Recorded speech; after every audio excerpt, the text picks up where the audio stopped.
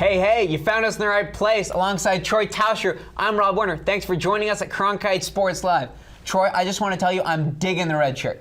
Thanks. And speaking of red shirts, talk to me a little bit about red shirt freshman Romello White, who had a big impact in ASU's 90-68 victory last night over the San Diego State Aztecs. Well, Romello White, we've heard a lot about him, but he was unable to play all of last season. This was his first game officially for the Sun Devils, and he definitely lived up to the hype. 16 points and 15 rebounds. And to me, the thing that really stood out about him was his athleticism and just the way he was able to exert his will around the glass, around the rim. And for ASU, a team that hasn't really had a guy like that in a while, that's really important for them, and they're probably really happy to have a guy who just is able to jump out of the gym, is able to get to the rim basically whenever he wants. And that opens up a lot of new dimensions for them, and I think makes him an important part of their team, and we saw why last night. And a 90-68 win isn't exactly indicative of the talent on the San Diego State Aztecs roster. ASU is actually trailing going into the second half. How are they able to win this game by so many points? Well, I think between the two halves, the big difference you'll see is just their overall shooting efficiency. They shot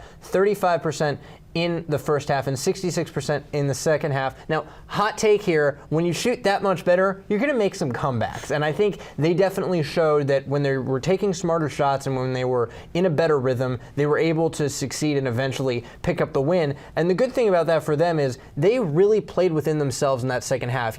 We might expect a team like ASU to just kind of throw threes at the rim when they're trailing like that, but they really stayed in what they were comfortable with and maintained their poise. And for a team in a place like this where they have a lot of young players, that kind of poise is really, really helpful because it shows that they can win when things get tough. So ASU now, Troy, 2-0 after two impressive wins over two, maybe not the greatest opponents. They have NAU on Friday before they have UC Irvine at home again on Sunday afternoon. What do you want to see in terms of improvements in those two games? Well, I think one thing that sticks out to me, and I'm genuinely surprised I have to say this about an ASU team, is their three-point shooting. In their first game, they shot 30%, and in the game against San Diego State, they shot 32%.